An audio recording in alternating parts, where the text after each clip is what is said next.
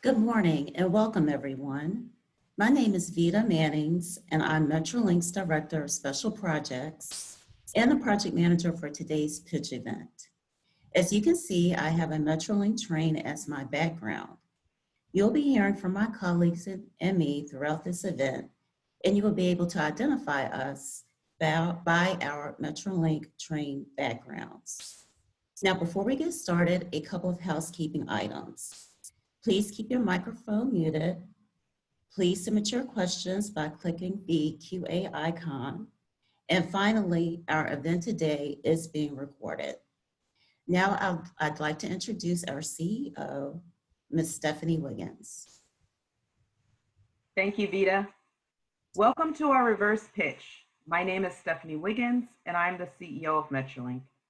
Thank you so much for being here virtually with us today. I'd like to acknowledge our board members and their staff that are joining us, our second vice chair, Larry McCallan, and Los Angeles County Supervisor Hilda Solis's transportation deputy, Martin Reyes. In fact, it is only through Metrolink's board action in adopting an unsolicited proposal policy that enables us to present this reverse pitch forum. When I joined Metrolink last year, I unveiled a vision to the Metrolink board, our employees, and our riders that centered on our customers, on making decisions that would benefit them and provide them the best possible experience. In my view, we do this by keeping them safe. We do this by creating an integrated system that enables riders to connect to other transportation systems seamlessly so they can get to their final destinations without having to play detective. And we do this by modernizing our business practices. And a large part of that is through technology. During my first few months with Metrolink, I initiated a review of all technology projects, platforms, and solutions. And one major change to our system as of December 2018 is the full implementation with our rail partners in Southern California of positive chain control, a life-saving technology. This is just one example that helped me determine that we are not just a train operator or transit agency, rather a technology company that is in the business of moving people by train. Today's event is about fulfilling all aspects of my vision by finding innovative ways to provide our riders an amenity they want in a way that adds value. Because of COVID-19, our ridership is down by 90%, but we see this as a temporary situation. We know, though, we won't get them back if we don't give them the right customer experience. And while we are here today to talk about Wi-Fi, we know it's about much more than that. We know it opens the door to new and exciting possibilities. So we'd like your help to imagine how we might enhance their experiences. We imagine creating a smarter, better Metrolink. Our riders can connect to Wi-Fi and be productive during their commute. And we can serve riders better by gaining information about their commute to plan schedules and transfers more accurately. We imagine being able to make announcements to riders remotely and to provide timely information during service disruptions so our conductors can focus on safety. We can further help our conductors by implementing automatic passenger counters or by using geofencing technology that could reduce the requirement for conductors to check fares for each person, particularly post-COVID-19, where we really want to be touch-free in our operation as much as possible. And we imagine the revenue-generating opportunities that might present themselves with content, advertising, shopping, and more. Revenues that will help us accelerate the growth of our service. We know that harnessing new and emerging technology like 5G will be critical to enhancing that rider experience and to propelling our agency into the future. But I believe the future is now. So we look forward to hearing what you imagine this might look like. So why a reverse pitch?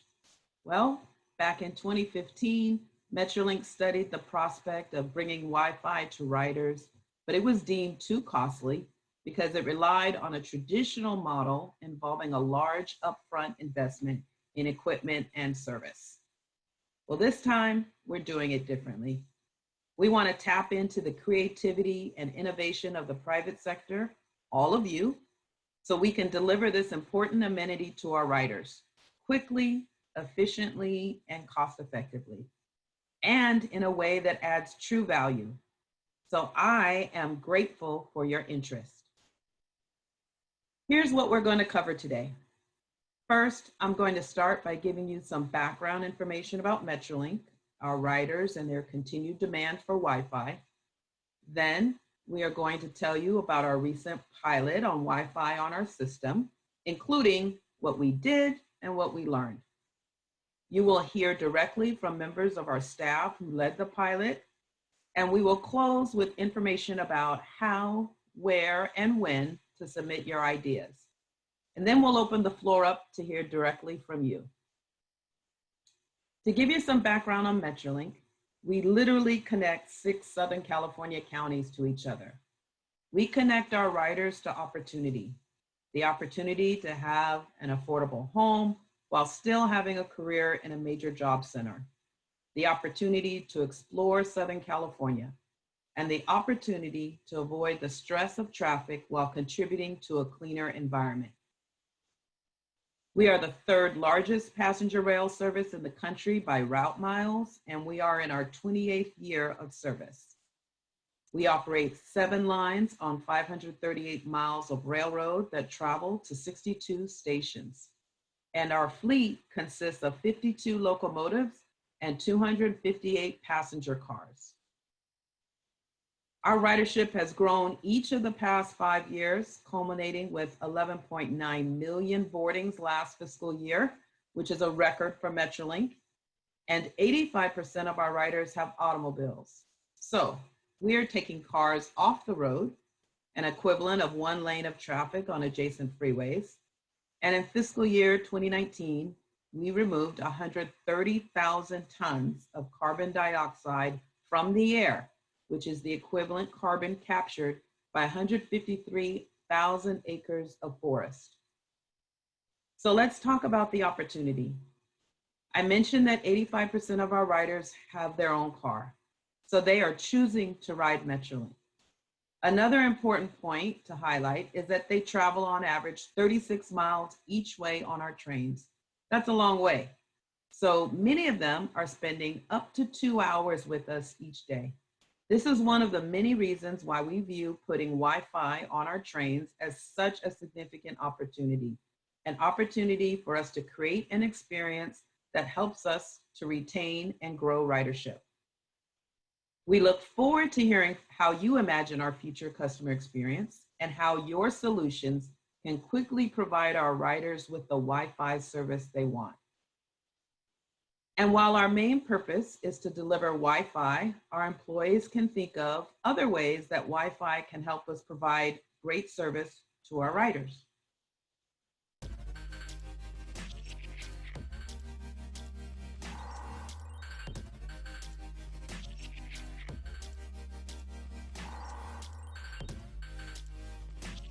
Here are 2 ways that I think Wi-Fi on our trains could improve our customers' experience. What if we included it as part of the loyalty program? So every time somebody connects to Wi-Fi on our trains, they would earn loyalty program reward points. They could collect their Metrolink points and redeem them for free merchandise or even free tickets. Number 2, what if we used Wi-Fi in the same way that we use Wi-Fi in our homes to power our security systems?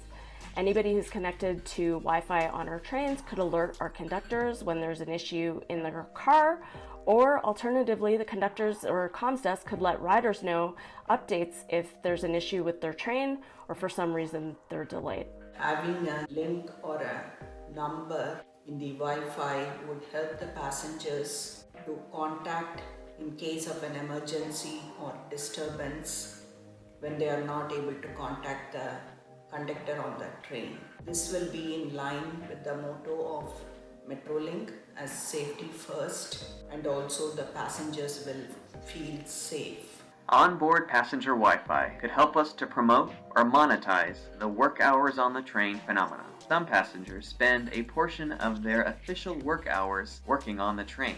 but it also could serve as a platform for upsell products for the corporate partner program, such as access for their employees to premium or priority Wi-Fi access, or potentially things such as a basic time card capability, whereby a record of when these employees log on to their Wi-Fi could be shared with the corporate partner for their own timekeeping purposes.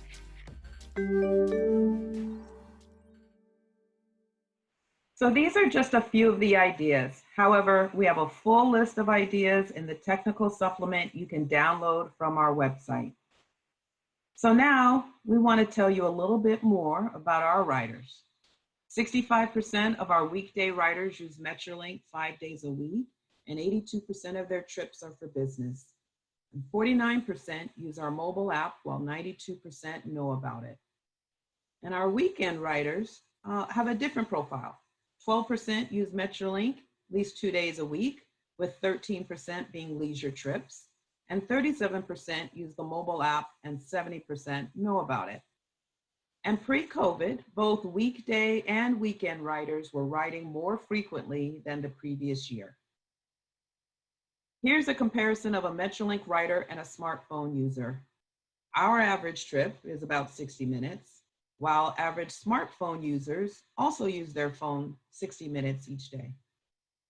Our median income for our weekday rider is almost $93,000, while more than 95% of smartphone users make more than $75,000. So there is an opportunity to tap into demand that riders have for Wi-Fi. So it shouldn't really be a surprise to anyone, given what you've learned about our riders, that Wi-Fi is the #1 amenity requested for our weekday riders. It's the third most important amenity for our weekend riders, but to put that into context, 68% of our weekend riders consider Wi-Fi to be important. And our weekday and weekend riders have been telling us this loud and clear for many years.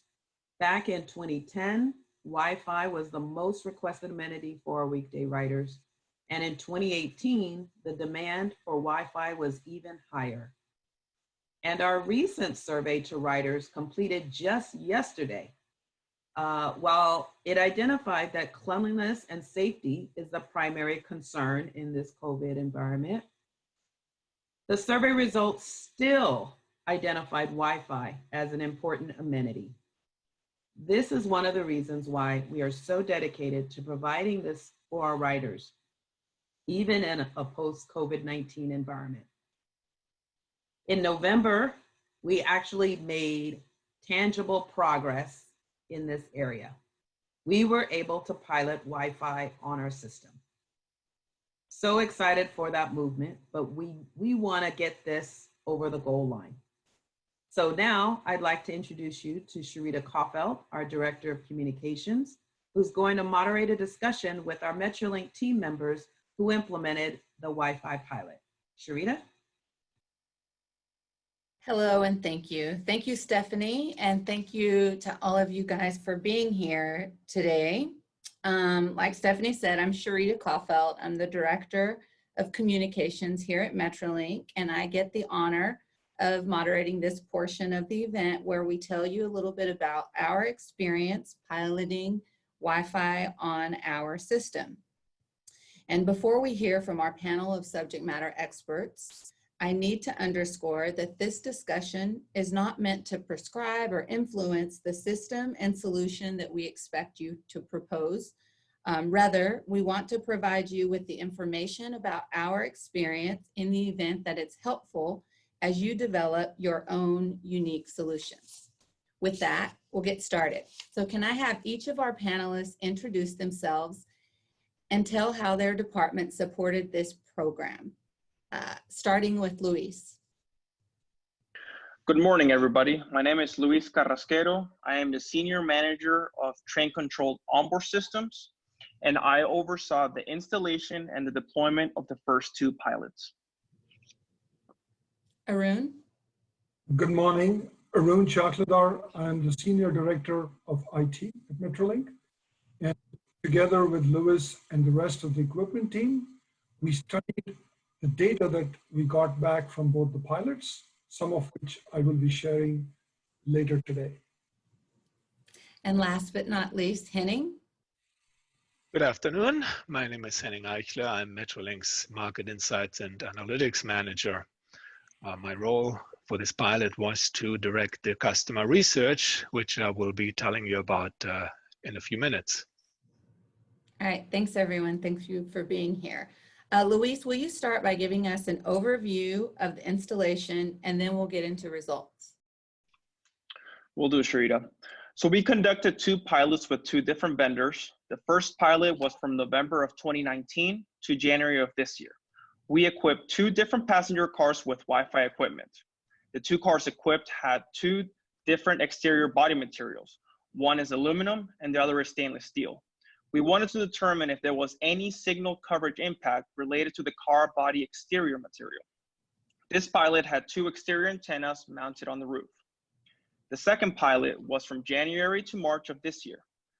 For this pilot, we equipped a total of 4 cars since the vendor also had a solution with internal antennas. We equipped 2 cars with the external antennas and the other 2 cars with the internal antennas. Installation of the hardware took place at our central maintenance facility in LA, and both pilots were performed at no cost to Metrolink. Next, we will be showing a video that highlights the antenna, access point, router installation, routing of the cables, the Wi-Fi survey collected from our customers, and tracking of signal coverage along our lines for the 2 pilots.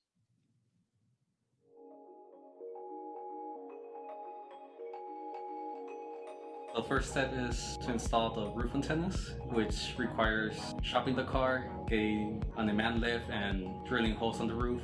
And then the next step will be installing the access point. We remove a speaker and place a phantom speaker per se, because we need that circuit completed for the speakers to function.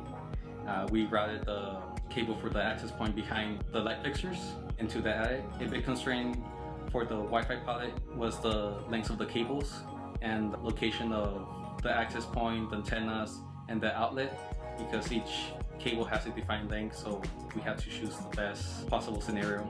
A tech came in and he configured the router, connected with a SIM card, make sure it's working before we installed into the train. Then we went onto the train, installed the router, could plug it in to power, secure it. For the pilot, we secured with zip ties, but ideally it will be something more secure. We had 2 different types of installations. One was with roof-mounted antennas and ceiling-mounted access point. That took the longest and it was the most expensive to install. We also had a router with mounted antennas and access points. So all we need was to secure and plug it into the outlet. That installation took 30 minutes at most. It's the cheapest and fastest installation. The marketing department put out a survey. We attach it to the login page of the Wi-Fi. So once you click accept terms and conditions, it'll take you to the survey so you can fill it out. Over the 2-month period, we track GPS signal based on GPS locations. At the end of the pilot, we map the signal certain GPS location on the map, and we can see where there's good signal, where there's signal lacking in our system. We do have a 530-mile system, so it's pretty important to know where there's the limitations.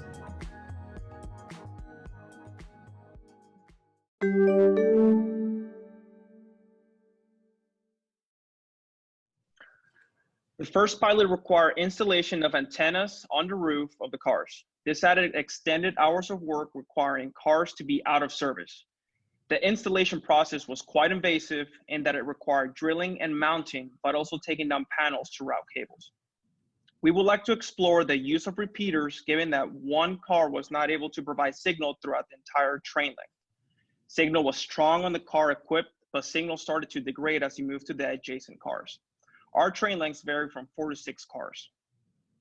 We would request analytic capabilities to be able to capture and retrieve data for troubleshooting remotely and not have to get on board the train to retrieve the data. We'd also like to provide Wi-Fi customer service contact information so that if there are any signal or technical issues, customers can contact a dedicated Wi-Fi help desk to resolve issues remotely. Thank you, Luis. That was very helpful. Arun, from an information technology perspective, what did we learn? Like how much data was used? What kind of sites did they visit? And how was the coverage? Thank you, Sharita. I'll be presenting 3 slides that presents the data from the pilot. The first slide is about the data usage on both pilots. The average daily data usage on the first pilot was 6.1 gigabytes.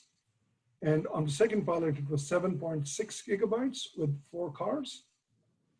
Most of the data usage was data download. A fraction of the data usage was data upload. The maximum data usage on any single day on either pilot was 14 gigabytes of data. Lastly, the total average unique devices that our customers connected to into the Wi-Fi service was 113 devices for the first pilot and 224 devices for the second pilot. This slide shows the Wi-Fi signal strength along all the tracks on our service. As can be expected, on a track that is more than 500 miles, service was not the same along all points. There were a couple of dead spots. For example, on the northern side of the map, there's a dead spot near the San Gabriel Mountains on our Antelope Valley line. Similarly, on the easternmost side of the map, there are a few dead spots along our Paris Valley line. We also had weak signals on the Riverside line, which ran east to west from downtown LA to downtown Riverside. As everyone knows, weak Wi-Fi data is not appreciated by customers. So we would appreciate you taking a look at this data and factoring that into your solutions. The last slide shows what kind of data, what kind of applications our riders accessed as they were using the Wi-Fi. The predominant use of Wi-Fi was for email and web browsing, which was about 30% of all the data usage. This was followed closely by social media, mainly Instagram and Facebook, which consumed 25% of the data on the Wi-Fi service. The last one is streaming both video and music, primarily YouTube, iTunes, Netflix, and Hulu, and then the remaining uses. Back to you, Sharita. Thanks, Arun. All right, Henning, you're our insights and research guru, and I know we surveyed all the riders that use the Wi-Fi, so how did they feel about it? Thanks, Sharita. So yes, well, we heard a lot about the equipment that was used in the pilot and some of the usage characteristics, but we clearly needed to hear from our riders directly to understand how the system performed from their point of view, which is why as the riders logged on to the Wi-Fi, they were also presented with an opportunity for an online survey to give us their own feedback. Nearly 2,300 survey responses were received, and 743 respondents also provided additional comments, and most of those were very positive. Here on this slide are just 3 actual customer comments that may stand for many.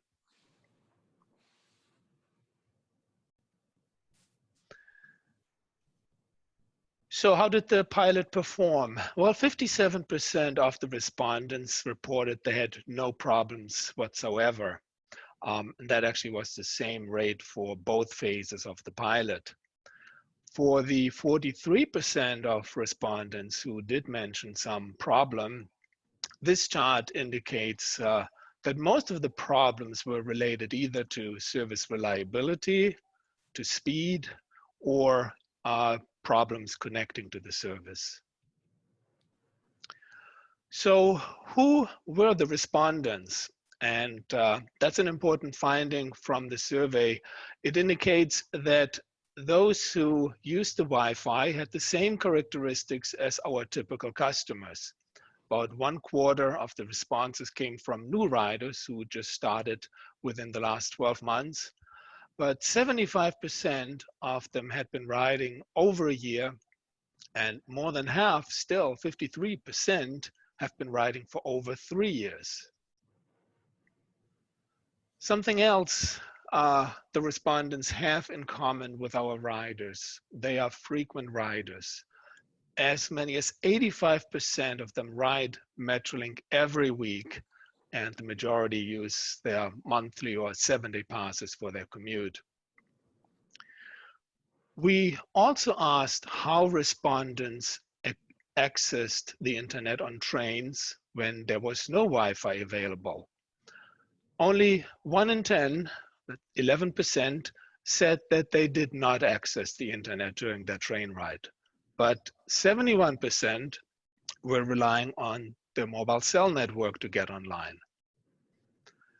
In another finding, most respondents indicated that they do not pay for data usage when Wi-Fi is not available. That is either because they have unlimited data plans or they have the employer pay for data usage. We also wanted to know what devices respondents used when accessed the Wi-Fi. The large majority, that 70%, used their mobile phone to access Wi-Fi. But results also indicate that the type of device, whether it be cell phone, laptop, or tablet, had actually no effect on the likelihood of experiencing a problem. So just to recap, we learned that riders do depend on internet access during their commute. 9 out of 10 mentioned they get online as they commute on their daily ride on Metrolink. Most don't pay for the extra mobile data because of unlimited or employer-paid data plans. And the problems most frequently experienced had to do with reliability and speed. And with that, I'll turn it back over to Sharita. Thank you very much, Henning. Learned a lot right there. So thank you so much for your input. Now, in a moment, we're going to open the floor up for all the participants' questions. I think I see Vita in the chat soliciting questions. So start thinking about anything that you might have to ask, and you can put it in the chat. But first, we're going to go to Todd McIntyre, our Chief of Strategy, to tell you a little about how you can go about submitting your ideas. Thank you, Sharita. Good morning to all. Todd McIntyre, Chief Strategy Officer here at Metrolink. We're really excited to get your ideas and to leverage your expertise in order to accomplish the goals articulated by our Chief Executive Officer earlier. In doing so, we wanted to just make you aware of a few things. These ideas would fall under our unsolicited proposals policy here at Metrolink. And you can find more detail about that at metrolinktrains.com/Wi-Fi, where you can also find the technical supplement mentioned earlier. But just to highlight a few of the key points for these ideas that are submitted, that they need to be innovative and unique, independently originated and developed by the proposer, and sufficiently detailed to demonstrate benefit to the authority. On the next slide, we'll talk about how and by when to submit your ideas. So unsolicited proposals generated from this virtual forum are due to SDRA by Friday, May 29th at 2 p.m. Please submit those ideas to ideas@scrra.net and ensure that they are no more than 20 pages in length. Once we receive those ideas, we will take approximately 30 days to review them for technical and financial merit, and then make a determination as to any appropriate next steps, which may include moving to request for more detailed proposals, or sole source procurement, or a competitive procurement process. However, regardless of how many unsolicited proposals we do receive, We do not commit to progressing to any next step or any particular outcome for this process. But we do thank you for your time. And now I'd like to turn it over to Vina Mannings, the Director of Special Projects, to facilitate questions and answers. Thank you. Thank you, Todd. Yes, I will now facilitate today's question and answer session. I will read questions that we have received thus far. We are starting to get some coming in, so thank you.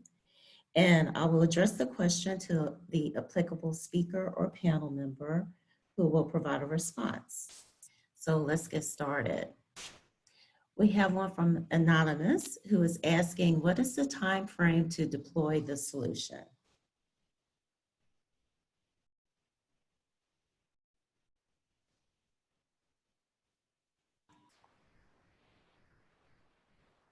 I believe we have the charge from our CEO to deploy it yesterday. So as quickly as possible, obviously with the greatest benefit, and our intent is at no cost to Metrolink. So again, we will review any unsolicited proposals as quickly as we can, and then determine appropriate next steps to deploy as quickly as we can.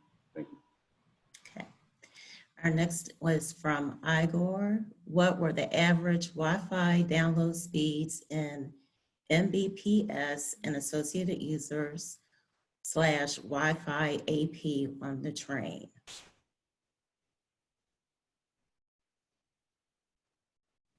I can take that, Vida. So the average uplink speed was 226 megabits per second. The average download speed was 2069 megabits per second. Okay, thank you, Arun. Patrick is asking, in addition to Wi-Fi, are there any other onboard connectivity applications you are considering, communications, video surveillance, etc.?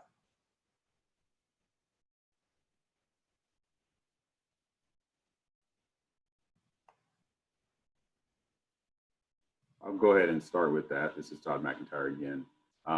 You can see in the technical supplement that we'll have available at metrolinktrains.com/Wi-Fi that there are several different ideas to be able to leverage improved security on the train, looking at our closed circuit TV camera system and things like that are part of that. So we're interested in all of those potential solutions that you and your colleagues and teams may have. Thank you. Thank you, Todd. Anonymous again, how many people, companies do you have logged onto this webinar? I can actually address that one. We have 93 participants who are currently logged in to the webinar. Also, is there a mobile network carrier of choice that Metrolink has chosen, or is this up to the integrator? This is really up to the integrators to suggest the solution with the carrier or carriers. Thank you. Okay. Leonard, are you looking for a Leonard is asking, are you looking for a licensed or unlicensed network?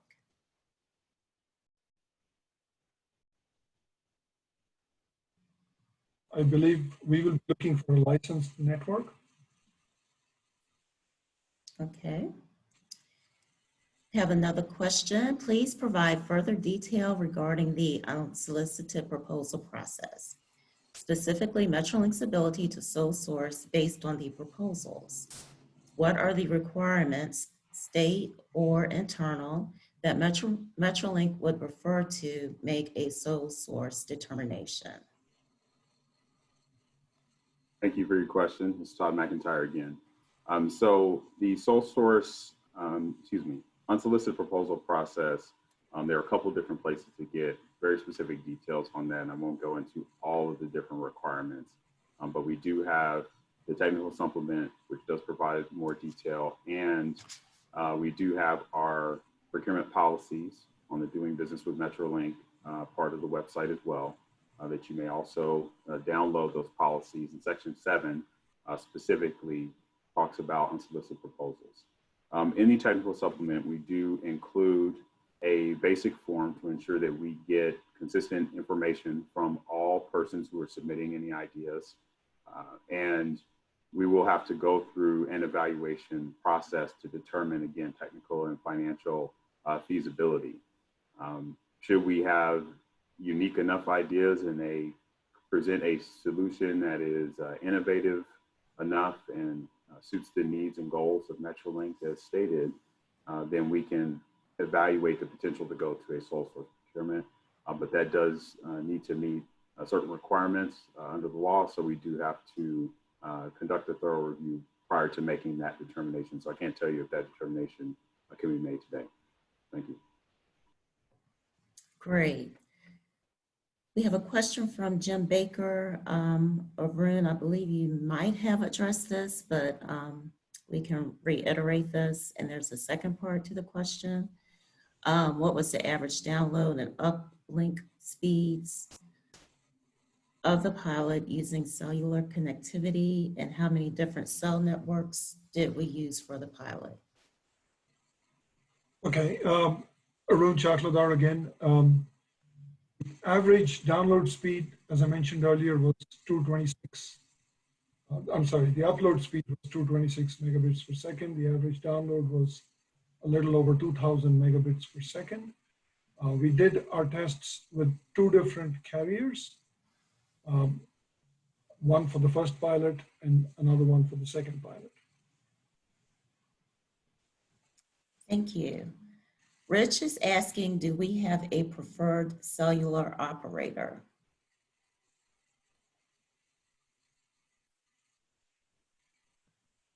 As Go ahead, Arun.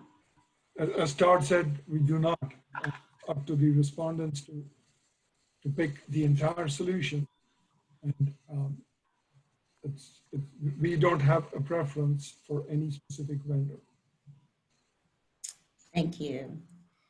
Matt is asking, are you planning to outsource any pre-configurations on the modems? And are you planning to receive the devices pre-activated on the cellular network?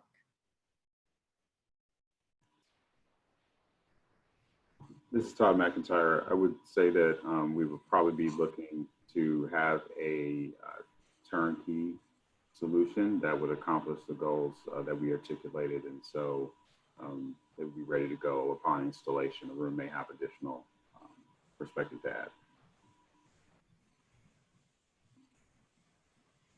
Arun, do you have anything else to add? No, I think that's good. Okay. We're also getting a couple of questions about the project timeline and when will the Wi-Fi project be deployed. I believe we've already answered that. Todd answered that earlier. To quote our CEO, the timeline would be yesterday. So Derek is asking, do you want a splash page feature for writers where you can post news, updates, and ads?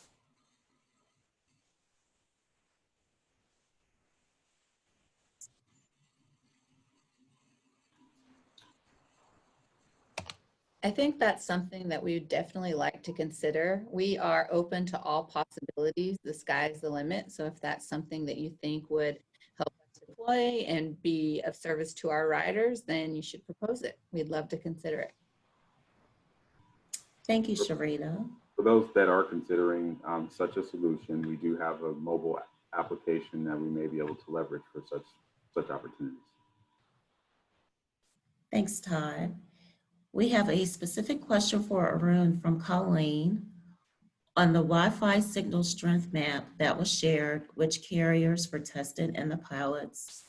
Also, was video or audio streaming blocked in any way? Good question. So we did not block any audio, video, or throttle the user's requirements. So it was completely open. Each user could use as much Wi-Fi as they desired, subject to what was available. What was the first part of the question, Rita? Can you repeat that? Sure. So the first part of the question was which carriers were tested in the pilots? There were 2 carriers that we tested. I would keep them anonymous so that it's an even playing field. But we did test with 2 carriers in the pilot. Thank you. Chantel is asking what percentage of SBEs are we requiring to participate? Thank you for the question. This is Todd McIntyre again. Because this is not at this time a formal procurement process, there's no particular requirement for prime, subs, or any other particular designation. Nevertheless, Metrolink does encourage the use of small and disadvantaged businesses at every opportunity. Should this move to a competitive procurement process later in the time frame, then we would at that time establish a particular percentage. Thank you. Great, thanks, Todd. Peter's asking, are there any performance standards other than the requirement of no cost to Metrolink?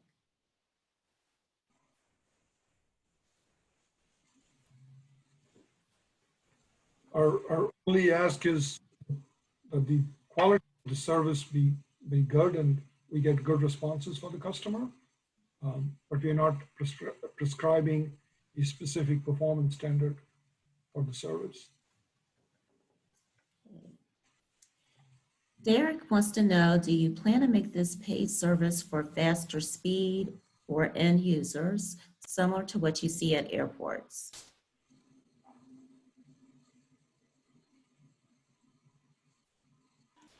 This is Todd. We are open to multiple different options, including, the potential for basic free Wi-Fi services, as well as paid Wi-Fi services and paid premium Wi-Fi services, as folks would like to submit. Thanks, Todd. Jim is asking, is it possible to rely upon other owned Metrolink assets, such as land for installation of cellular infrastructure, to be a means of leveraging private sector value to offset the cost of a viable Wi-Fi install?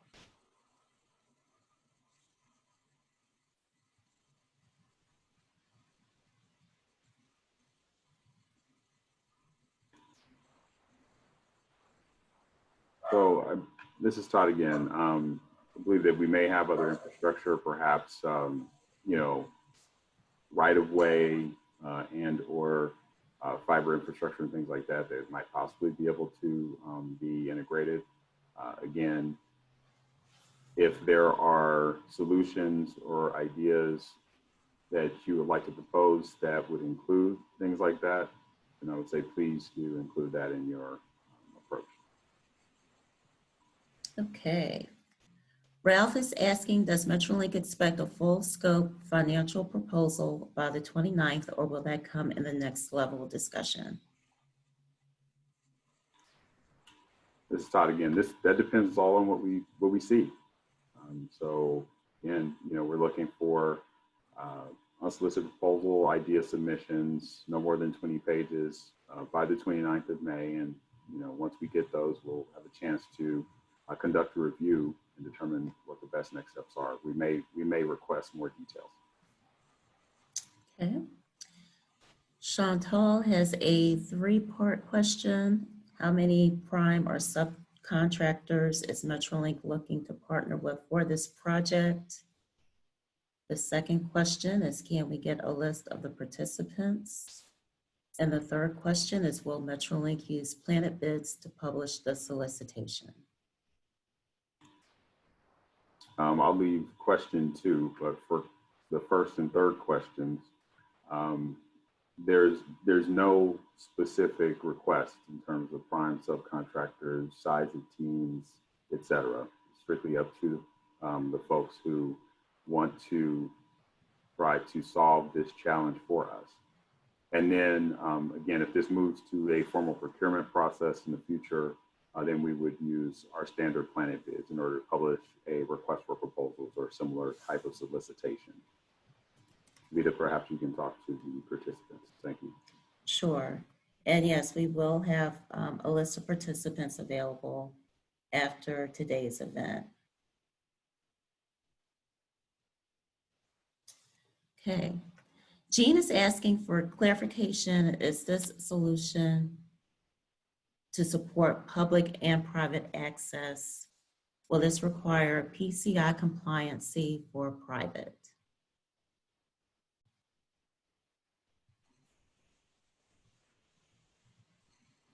This is Arun. We believe in keeping our systems secure, so PCI compliance would be a requirement to make sure that the service can be securely used and one user's data cannot be hacked by another user on the train. Thank you, Arun. Our next question is the Wi-Fi initiative part of SCORE funding? If SCORE fully funded or subject to impacts of COVID-19 on federal, state, regional, and local government revenue and budgets? Hi, Todd again. This initiative is separate from the capital program called Southern California Optimized Rail Expansion. And again, we're looking at opportunities to deploy Wi-Fi potentially at no cost to the agency. So it's really up to the proposers to provide, or companies to provide those solutions that we're looking for. Thank you. Marcus wants to know, during the first two pilots, did Metrolink pilot internal advanced software experiences or just rider connectivity testing for the riders/train? The pilots just provided Wi-Fi connectivity. We didn't do any application testing of the Wi-Fi service. So it was just connectivity that was tested. Okay. Larry is asking, along with managed shared Wi-Fi with multi-radio solutions, is there interest in monitoring environmental data such as noise levels, air quality, or vibration?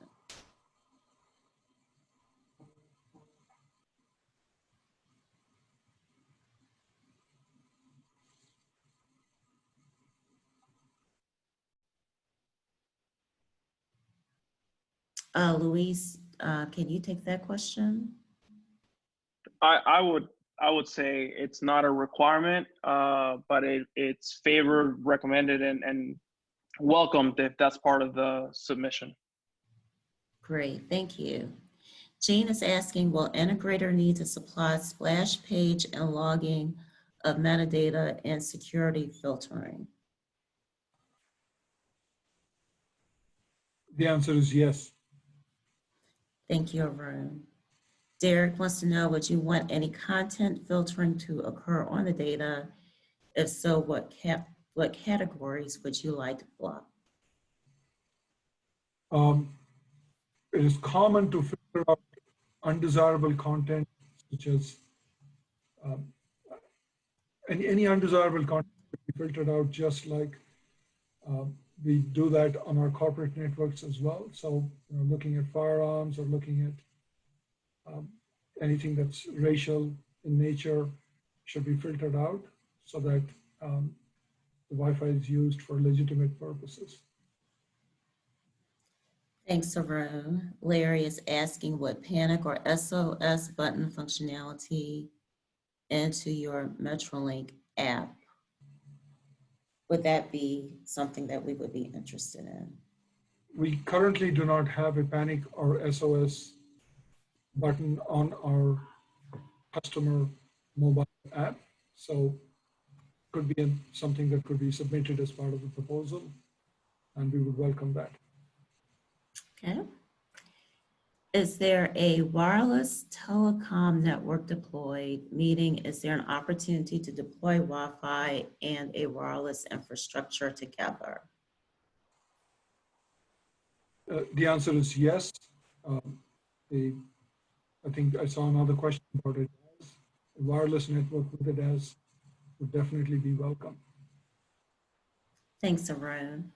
Sounds like CCTV is currently deployed and your desire is to integrate with Wi-Fi access to view on demand.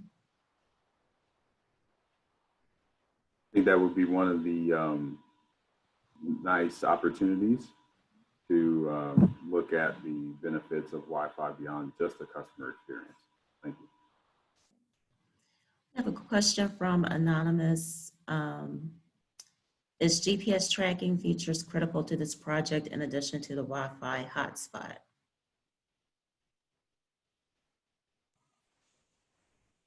I'll answer part of the question and then turn it over to Louis for his expertise, right? So we already have GPS tracking through our positive train control system, which tells us the location of the train. So that's already available, but Louis, are there any other ideas that you may think that we would benefit by getting another GPS location service? Well, I believe that it will be desired but not required to get GPS coordinates as to where we might have some dead spots or loss of coverage for GPS tracking. Thank you, Luis. Actually, this next question is for you as well. Do Metrolink maintenance crews get first right of refusal for installation?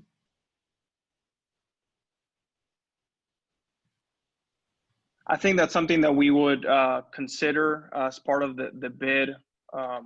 So I would propose to include that as part of the submittals, and we'll then proceed with the party selected to determine the installation. Thank you. Do you have to be a registered SB, DVBE, et cetera, to participate in this Wi-Fi project? Hi, Todd again. No, again, this is an unsolicited proposal opportunity here, so folks can team or partner as they see fit. If we do move to a formal procurement process and there is a small or disadvantaged business requirement in there, then you would have to be a registered small or disadvantaged business entity in order to have your participation count towards that requirement. Thank you. Great, thank you, Todd. You mentioned automated announcements in your vision. Is this something you want addressed in the Wi-Fi response?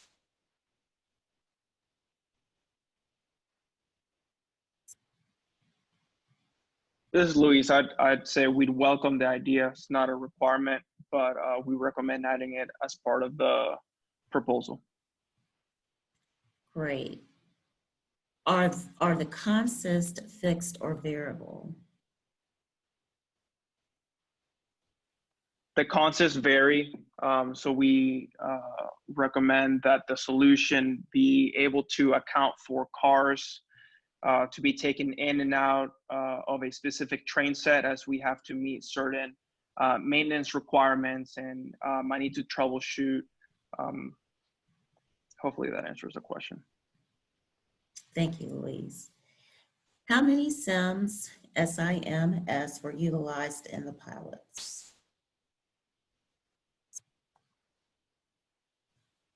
I believe, this is Luis, I believe it was one SIM per router, and there was one router per car. Okay. Next question, did the carriers you use in the pilot supply the hardware, or did a third party supply it to the carriers? There was a third party, this is Luis, there was a third party that supplied the hardware that were part of the two pilots. Okay. Question from Anonymous is, what measurements are you using to determine if a pilot is successful or not?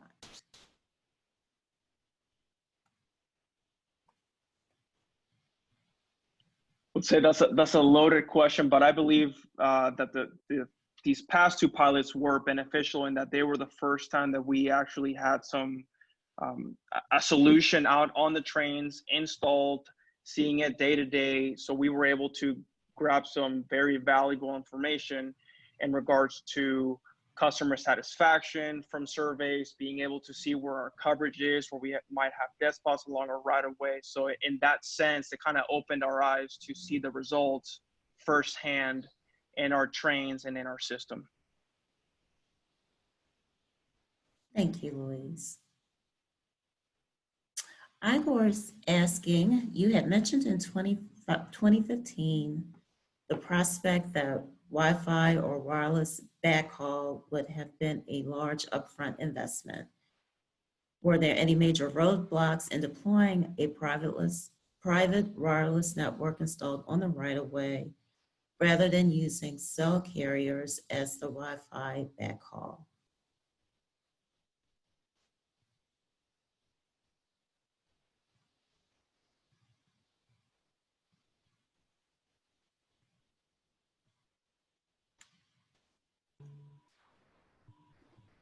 Let me jump in. This is Todd McIntyre. I'm not sure if we explored the opportunity to install wireless along the right of way. What I will say though is, given that we have a 538-mile network, only a portion of that network is actually owned by the member agencies that are part of Metrolink. So that might be LA Metro, SBCTA, RCTC, OCTA, others. And so while that might be an opportunity on some of those lines that are publicly owned, that would be more challenging where they're owned by private host railroads. Thanks, Todd. And actually, you can stay on because the next question is would be coming to you. Ralph wants to know, what is your expectation for content of the submittals due on the 29th? So thank you. In terms of the content, it needs to be sufficient to articulate how the solution addresses the opportunity, goals, and gaps that we've identified here to you today. It should be no more than 20 pages. And there are a list of about 8 or 9 specific bullet points in the technical supplement that can help provide additional guidance to those who wish to submit their ideas. Thank you. Thank you. And our next question is there an onboard train line Ethernet network that connects train cars together, or are train cars isolated from each other? If yes, what is the train line network speed?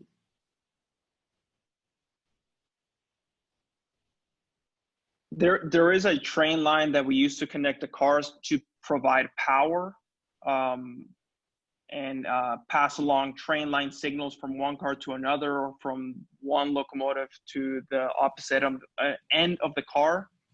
But we will need to see, as part of the proposals, being able to utilize that, and if it can accommodate the use of Wi-Fi as part of that train line. But there is no dedicated Ethernet network per se for Wi-Fi's in between the cars.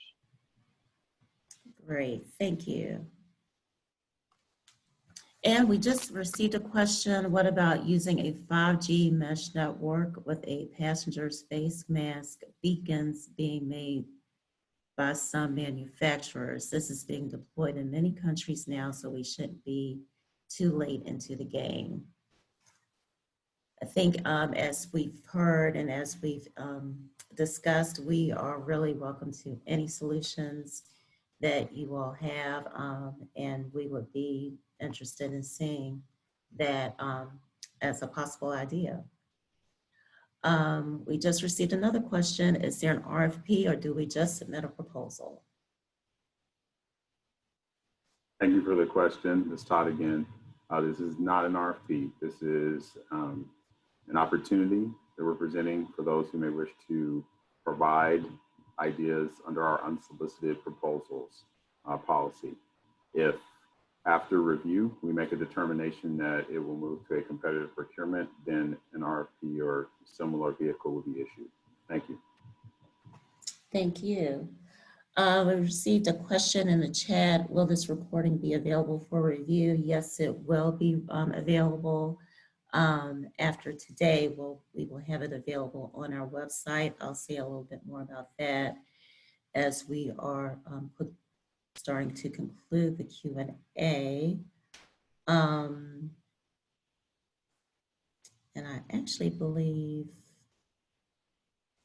oh no, we've got 4 more questions. Oh, there was a question about when is the unsolicited proposal due, and it is actually due, Todd, correct me if I'm wrong, May 29th Correct. at 2 p.m. Correct. And I'm sorry, go ahead. So they, and please submit them to ideas@scrra.net. You can also submit questions at that location as well. Thank you very much. We do have a question. Will there be further opportunity for Q&A before the submission? Yes, it will be. We are asking that you submit your questions to ideas@scrra.net. Again, ideas@scrra.net for any additional questions. And Leonard is thanking all of us and asking us to stay healthy. And I believe we have one more that's just come into the chat. And that is, where exactly is your scope of work, technical spec requirements?